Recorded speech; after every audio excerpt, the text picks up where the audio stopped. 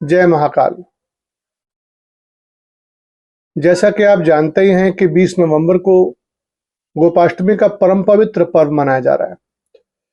गौ माता और बछड़ों की सेवा पूजा अर्थात एक ऐसे तीर्थ की पूजा जिसमें एक ही जगह पर 33 कोटि या 33 करोड़ देवी देवताओं का एक साथ वंदन, पूजन, परिक्रमा, आरती और भोग लगाने का परम सौभाग्य मिल जाता है।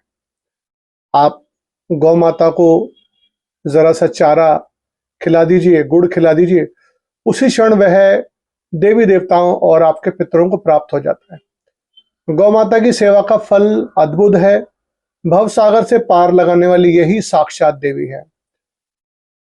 धर्म, अर्थ, काम, मोक्ष सहज प्रदान करने वाली और भगवत प्राप्ति कराने वाली केवल गौ माता की सेवा ही है। यह नंद बाबा की गौ सेवा का फल ही था कि भगवान कृष्ण का जन्म बेशक देवकी और वसुदेव जी के यहाँ हुआ, लेकिन उनकी सेवा का सौभाग्य, उनको पालने का सौभाग्य जो मिला वह यशोदा को और नंद बाबा को मिला।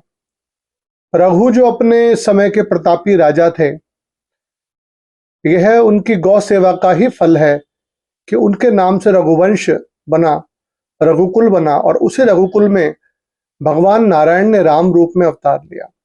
गौ सेवा कितनी चमत्कारी है, इसके बारे में यदि मैं कहना शुरू करूं तो शायद पूरा जीवन मेरा निकल जाएगा, लेकिन गौ माता की जो अद्भुत लीलाएं हैं, उनकी सेवा का जो फल है वह वर्णन करने से बिल्कुल परे है। ऐसी मान्यता है कि गौ माता की सेवा करने से और गोपाष्टमी के दिन उनका पूजन करने से बछड़ों के साथ हमको जीवन के समस्त कष्टों से मुक्ति मिलती है। आइए एक छोटा सा प्रसंग मुझे ध्यान आ रहा है, पहले उसकी चर्चा करते हैं, क्योंकि भागवत में यह प्रसंग बहुत सुंदर तरीके से बताया जाता है। एक समय की बात है जब कृष्ण जी का मन हुआ कि मैं अब गौ माता की सेवा करूं, क्योंकि उनको छोटी उम्र में ही बहुत काम करने थे, आगे कंस का वध भी करना था। तो जब वो 6 वर्ष के हुए तो अपनी मैया के पास गए और बोला जाकर कि मैया अब मैं बड़ा हो गया हूं। और मैया ने कहा अच्छा तू बड़ा हो गया तो क्या करना है भाई? माँ ने प्यार से पूछा। तो कृष्ण जी ने कहा अब मैं बछड़े नहीं चढ़ाऊंगा, अब तो जो है मैं गैया चराऊंगा। तो मैया ने हंस के कहा अरे इतना बड़ा नहीं हो गया तो गैया कैसे संभालेगा? तो कृष्ण जी ने कहा नहीं अब तो मैं गैया चराऊंगा। तो माँ ने टालते हुए कहा ऐसा कर, अपने पिता से पूछ ले, वो सब व्यवस्था करा देंगे। और हंसते हुए माँ रसोई की ओर चली गई। अब जब वो नंद जी के पास गए तो जाके कहा, प्रणाम किया और पिताजी को कहा पिताजी मैं जो हूँ गैया चराऊंगा, बछड़े नहीं चराऊंगा। तो नंद जी ने कहा भैया अभी तो छोटा है लल्ला, कहीं तेरे लग लुग आ जाएगी तो बछड़े ही चरा। नहीं, वो जिद पकड़ के बैठ गए। अब बच्चे आपको पता है कितने जिद्दी होते हैं। तो नंद जी ने कहा ऐसा कर कि पंडित जी के पास चले जा और उनके पास जाके गैया चराने का शुभ मुहूर्त जो है, गौचारण बोला जाता है उसको, वो पूछ के आ जा भैया, मुझे तो कोई एतराज नहीं है। अब वो पंडित जी के पास जाते हैं और पंडित जी को कहते हैं पंडित जी मुझे गैया चरानी है और गौचारण का शुभ मुहूर्त जो है आप ऐसा करो आज का ही निकाल दो, वरना ये मुझे गैया चराने नहीं देंगे। और मैं आपको जो है पंडित जी दक्षिणा में मैं आपको खूब सारा मक्खन दूंगा। अब पंडित जी ने भी हंसते हुए कहा कि लल्ला मुझे तेरा मक्खन नहीं चाहिए, वैसे ही नंद जी के यहाँ से बहुत कुछ आ जाता है, लेकिन तेरी इच्छा बहुत शुभ है इसलिए मैं आज का ही मुहूर्त उनको बता दूंगा। अब वो जाते हैं पंडित जी।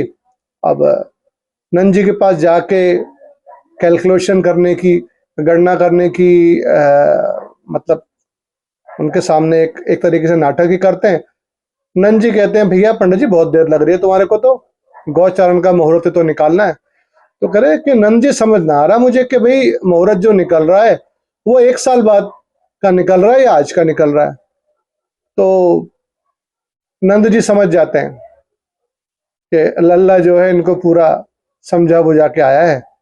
शुभ कार्य था, उन्होंने मना नहीं किया, कोई बात नहीं आज ही करते हैं। तो नंद जी ने और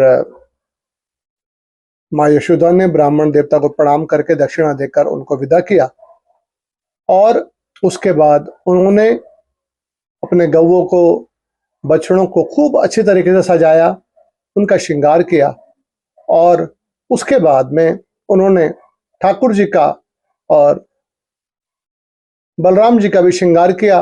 बहुत सुंदर सुंदर वस्त्र पहनाए, मुकुट, मोर पंखी, पैरों में सुंदर पंजेब वगैरह पहना के, ऐसा आप जानते हैं कि किस तरीके से कृष्ण जी का श्रृंगार किया जाता है, और उनको तैयार किया और बड़े प्रेम से विधिवत रूप से जाकर गौशाला में पूजा की। अब जब गाय चराने के लिए जाने लगे तो माँ जो है कृष्ण जी के लिए पादुकाएं ले आई। अब पादुकाएं जब मैया लेके आई तो कृष्ण जी ने पादुकाएं पहनने से मना कर दिया। कृष्ण जी ने ये कहा कि मैया, जब मेरी गैया और मेरे बछड़े ही ये पादुकाएं नहीं पहनते हैं, मैं भी नहीं पहनूंगा। मैया की आंखों में आंसू आ गए, लल्ला को अपने गले से लगा लिया। ऐसा था कृष्ण जी का गाय और बछड़ों से प्रेम। और बांसुरी बजाते हुए कृष्ण और बलदेव जो हैं, बलराम जी, वो गैया को, बछड़ों को चराने के लिए मथुरा, वृंदावन जगह जगह गए। और ऐसा भी कहा जाता है कि भगवान कृष्ण ने जब तक वृंदावन में रहे तब तक उन्होंने पैरों में जो है पादुकाएं, मतलब चप्पल इत्यादि नहीं पहनी।